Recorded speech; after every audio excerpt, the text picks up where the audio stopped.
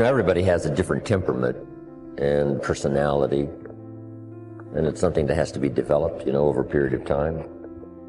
We all must deal with that dark side of our nature, the positive side of our nature, and it isn't that it ever gets done or finished, but that we should suppress those things that would cause us trouble, not only within ourselves, but cause us trouble with someone else.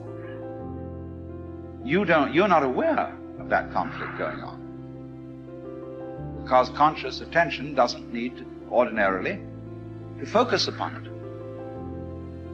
And so you don't get involved, and you're not anxious about what party is winning and what party is losing. They're keeping up a kind of balance. It's a spiritual battle, and it's taken people thousands and thousands of years to figure this out. You can find that and just look inside. Inadequacy, weakness, susceptibility to temptation, narcissism, pride, envy, revenge, resentment, frustration, lack of faith, all of that. So we spend a lot of our energy, a lot of our time, a lot of our work and our thoughts on how much stuff can I get, how much can I accumulate. And the problem that comes up with this is that if you believe that you are what you have, if you really believe that, so we have almost like a dilemma. If I am what I have, then when I don't, I'm not. I start to get really terrified. I start to get really scared when I don't have as much stuff as I want to have, or when other people have more stuff. So we spend a lot of our energy comparing ourselves to what other people have. Jump on the positive side of whatever you want. See if you can't help out in this warfare, in this push-shove match. That's why the old wise man said, we must learn to love and hate. So underline that. You must learn to love and hate. And the illustration he used was, you must learn to love good and hate evil. But the major key to your and my future, the major key to you and mine being able to put our lives together, to get up and move forward, the major key to creating the next greatest version of ourselves and looking out for our families and improving our lives and our community. A major key is you. It's me. It's all of us. We have to decide that we're going to take responsibility.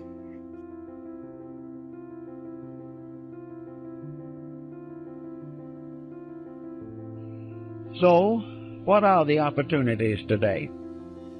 Probably one of the best forms of growth that we can work with now is cooperation and service to each other. The individual finds perhaps the greatest basic joy that there is in the human composition when he brings joy or releases joy through other persons. One of the simplest things we can do is to plan a program of helpfulness, a program of not thinking about ourselves, but earning the respect, admiration, confidence, and affection of other people. It is something to look back quietly upon a good deed that has brought security to another. And this type of backward looking is probably the most cheerful as possible. So service to others. If you do not know what to do, help someone in desperate trouble. Forget being deprived of a few hours of television or being requested to turn away from some ordinary leisure that you have planned, but try to see what you can do to help other people. Now, if you have special trained abilities in these matters, there are many opportunities that open themselves to the person who really wants to help. If you have music as a background and have the abilities, find some young people who want music and cannot afford it. And instead of sitting around gossiping or answering phone calls, take these young people and try to educate them or help them in their musical lessons. If you are in business, take young people who need business training. They will not get proper training in school, but they can get it from someone who has been through it and knows what is right and knows what should occur and what should not occur.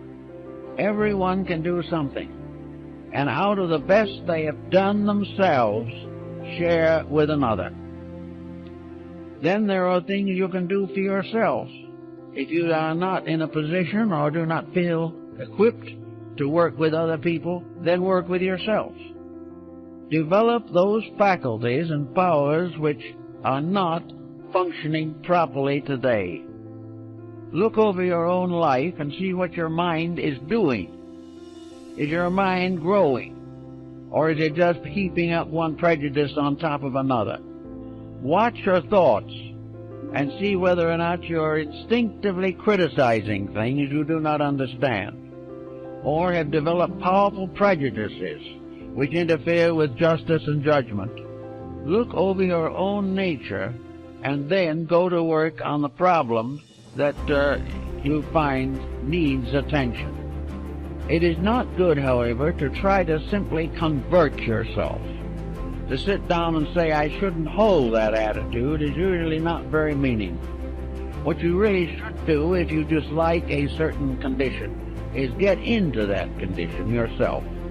Move in on it and find out why people think the way they do, instead of criticizing from some set point within yourself. Find out why other people are not more successful in their judgments. I know a number of persons who have simply gone into various walks of life which are not their own in order to find out how other people really live. And it is almost certainly an eye-opener. If you do not wish to go through all this, it then is the best attitude you can have is to believe firmly that every individual is doing the best he can for what he is. And it is always important to try to estimate what he is and help him to become better.